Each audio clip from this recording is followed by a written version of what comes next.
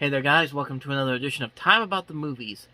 We're moving right along as we get to the weekend of February 17th, 1989, and this is when we're starting to get some of the good stuff back in theaters again. We've had a couple of weeks where we haven't had necessarily bad movies for the most part. We've had mostly forgettable movies, but most people forget that we used to live in a time where this is usually the time of the year where the real good stuff starts to come out again, and this weekend is no exception, because 5 movies opened up, and most of them were actually really good movies. So let's go ahead and take a look at what I'm talking about.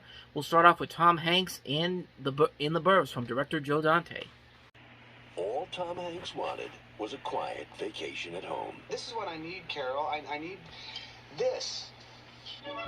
Welcome to Mayfield Place. A typical street in the Burbs. Morning, Walter! Where nothing much ever happened. Walter's dog just took a dump on Rumsfeld's lawn again. Until the Klopeks moved in. Klopeks? Klopeks. Klopek. No one goes in, no one comes out. Neighbors from hell. It was a nice place to live. He said he thinks the Klopeks are evil incarnate. Well, you're much too smart to fall for that, aren't you, honey? But now, Carol! you wouldn't want to visit there. Ray, this is Walter. The Burbs. I'm going over the fence, and I'm not coming back till I find a dead body. God, I love this street. Tom Hanks. I think we are overreacting. No. The Burbs. It's one hell of a neighborhood. Hey, honey, I think we should move. Yeah, this was Tom Hanks' second movie he made after Big made him a superstar. First was Punchline, which a lot of people don't like, but I don't know. I thought it was alright, but The Burbs is a very funny movie. It's a very underrated Joe Dante film. It's very dark. Well, I wouldn't say very dark. It's dark, but it's trying to be like a mix between Beetlejuice and The Twilight Zone, but in a good way. Like, there are a lot of moments in here that are really funny. So the visual look of the film is very nice, and it's what you expect from Joe Dante, and this is a really great movie, a really funny movie. Tom Hanks is very good in this. You got Carrie Fisher also in this. Corey Feldman is also in this movie, among some other notable names like Bruce Dern, Henry Gibson, Brother Theodore are in this movie, and yeah, it's a really fun movie. It's a really fun, over-the-top comedy.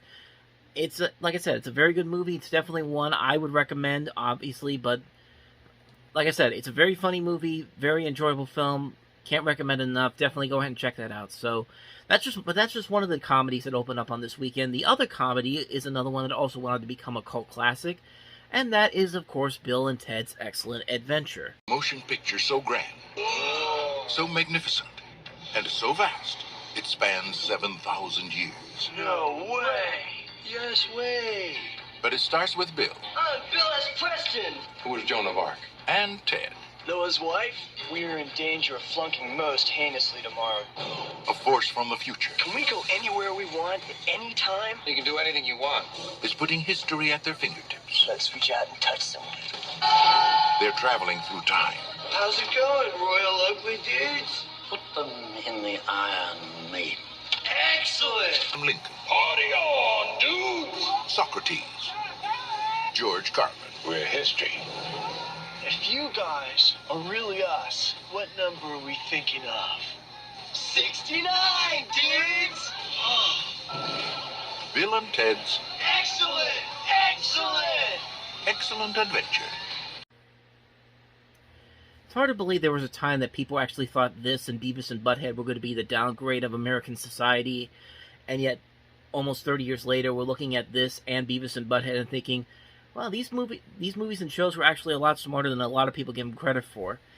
And Bill and Ted's Excellent Adventure, I mean, what can you really say about this movie? It is stupid, it's over the top, it's goofy, but it has its own unique charm to it, and it's just funny, man. This is directed by Stephen Herrick, who would later go on to direct the 101 Dalmatians remake in '96, and of course this helped to launch Keanu Reeves and Alex Winter into stardom, and these two just work off of each other so well. Like, even in this movie, and even in future Bill and Ted movies, when these two work together, on any Bill and Ted project, whether it's the movies or the animated series where they were the voices in the first season. It just works. It's a ton of fun. It's so ridiculously stupid, and I think these people know how stupid this is. But in a way, it's so honest about it.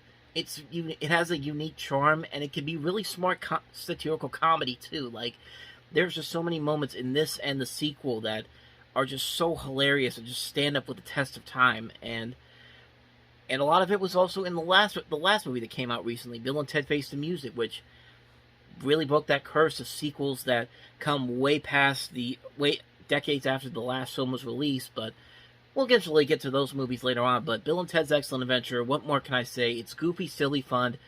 It's definitely worth checking out. So let's go ahead and move on to the next movie, James Woods in True Believer. 2 reasons. He was walking very fast and his hand was shoved inside his jacket.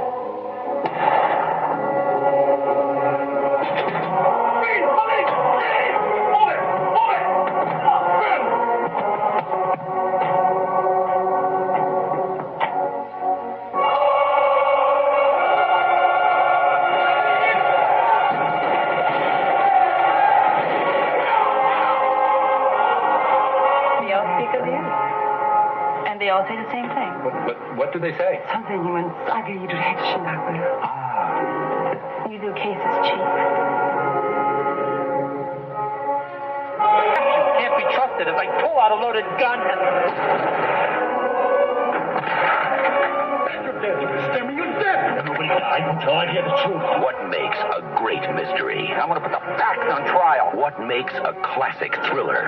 You're a dangerous man, Mr. Gunn. I hope so. What makes a true believer? Good fight is when you win. James Woods, Robert Downey Jr., True Believer. So here you have James Woods and Robert Downey Jr. and Kurtwood Smith and Kurt Fuller in this. This was directed by Josh Rubin, who also would later go on to do Sleeping with the Enemy, The Good Son, and Money Train. And Wesley Strick, who would go on to write several other movies such as Arachnophobia, Batman Returns. He did the remake of Cape Fear from Martin Scorsese, but he also did a really great Amazon show, The Man in the High Castle, not too long ago. So this guy's got a good resume in terms of the scripts that he's written. Also, this show also spun off a TV spin-off called Eddie Dodd, starring Treat Williams in the title role that James Woods plays in this movie. And True Believer is a by-the-numbers courtroom drama, but still a pretty good courtroom drama. The casting in this works well enough. The actors do a very good job acting with a pretty much generic script, but overall, yeah, it's an enjoyable movie. It's not one I would say I'd watch on repeat. It's not one of the best courtroom dramas ever made, but for the most part, it's alright for what it is. It's a pretty good movie. I'd say definitely check it out if you get a chance to. So that's True Believer. Let's move on to Denzel Washington and Robert Townsend in The Mighty Quinn. Guess who's coming to dinner? Naughty dreadlocks. Guess who's coming to dinner? The Islands, Yeah, man. I'm just coming in where the ladies are mighty fine.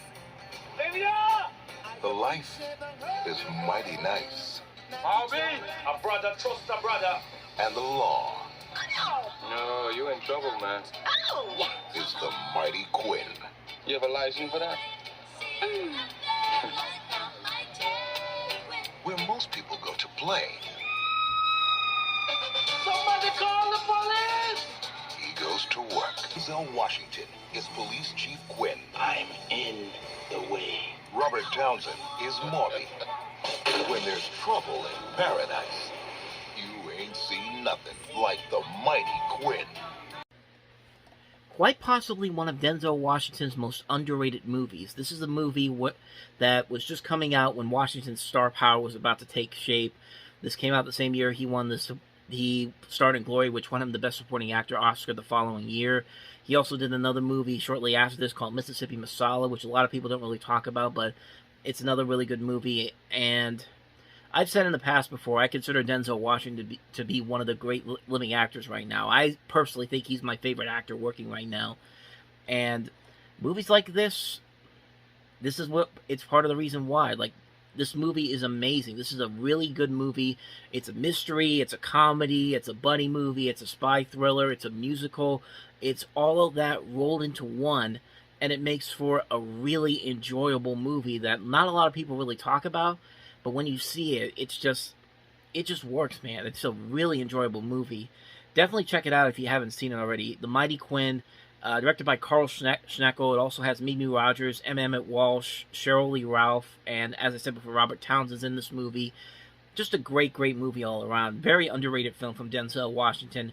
Definitely check it out if you haven't seen it already. So let's get on to the last movie, which is Paperhouse. Do you remember anything about the real world? This is the real world. I know Mark. I know him from my dreams. He's come for us. Who? It's Dad! Don't let him in. It's only a drawing, Anna. Come on.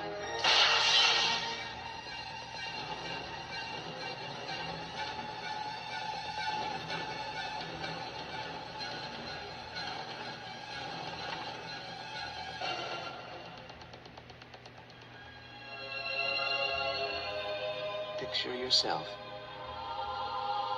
in the paper house.